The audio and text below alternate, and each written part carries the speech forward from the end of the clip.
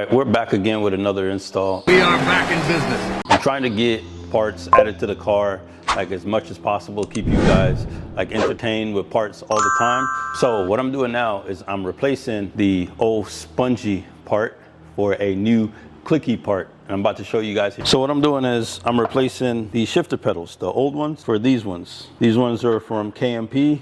They're magnetic pedals, so they shouldn't feel as spongy as the OEM ones. You're gonna need the same tools you need to take off the steering wheels. For me, I got the socket with a 10 mil to take off the battery, and I got my torque bits, and then you got the flathead screwdriver to take the airbag out. But the first thing you're gonna wanna do, as always, is come back here and disconnect your batteries. Like I told you before, go ahead and put a rag right here, so that way, when you put your trunk down, it doesn't close.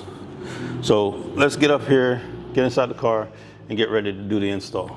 All right, so we went ahead and we took the battery off. You just gotta reach under here. There's like a little hole right here. And then what you're gonna do is slide the screwdriver through.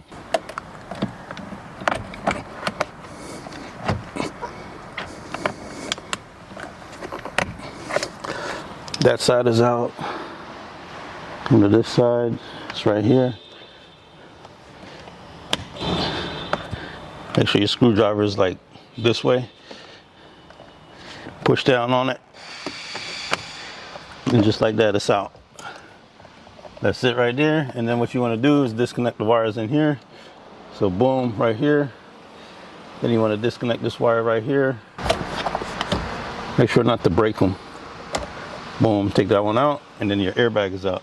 And that's it for that. So now what we want to do is get our torque bit. Yeah, T25. You're gonna need a T25 for this. Right there, boom. But before you do that, just go ahead and disconnect. Boom, just go ahead and disconnect that. Take that off. It is hot out here. As you can see, I am sweating.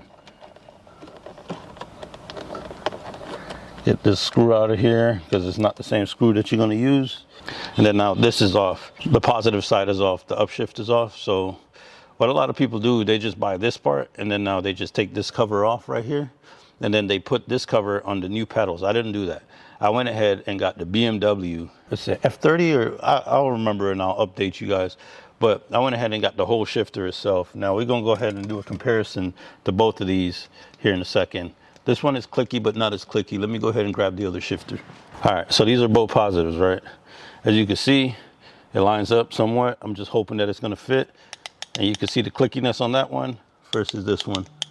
So one is a little bit louder, one is quiet. Let's go ahead and see if I could get them installed.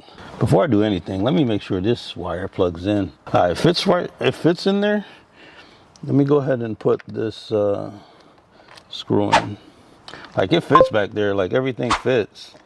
Now, my only worry is this wire. Now we got this snug, it's not all the way tight. I'll go back and fix it because I wanna make sure that these wires right here is going to connect, and it's this way. All right, we have connection, so it looks like we're good. I'll go ahead and test it here in a bit, but let me go ahead and start the car up. Put this back in there, snug that there, and then I'm gonna go ahead and tighten this a bit more. All right, so as you can see, I could hold the steering wheel down here and I could shift no problem. And I could hold it up here, I could hold it up here, wherever I'm holding it, I could shift when I got it in manual mode. Unlike this one, if I hold it up here, then my finger is down. If I'm down here, then I can't shift from the bottom portion. Now it's the same thing for this side as it is on the other side.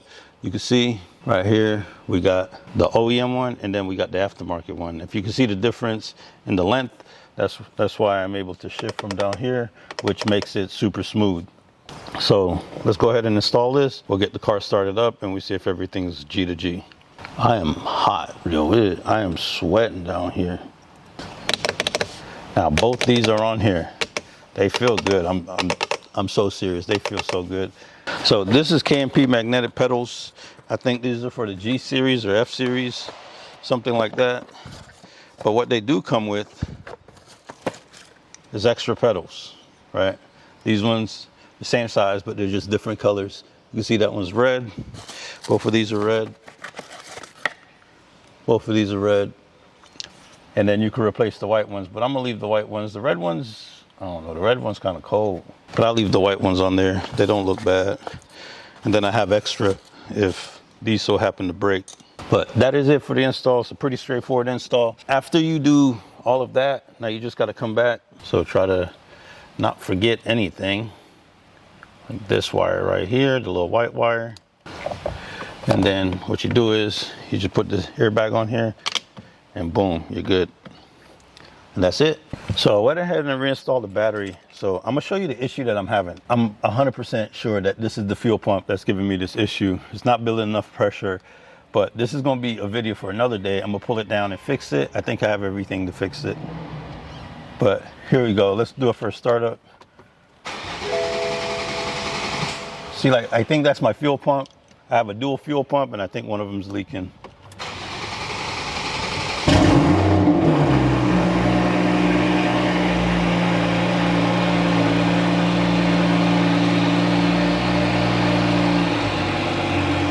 So my car is extremely loud. I don't know if you guys can hear me still, but the shifters work. And like I said, I could hold it down here and shift all 8 gears down here. It does drop back down, but that's because the car is parked. But they do work, both of them work. So we're in business. And they're a bit clicky. I don't know if you guys can hear them. Yeah, but that's that. They're installed, good to go. Hope you guys enjoyed the video.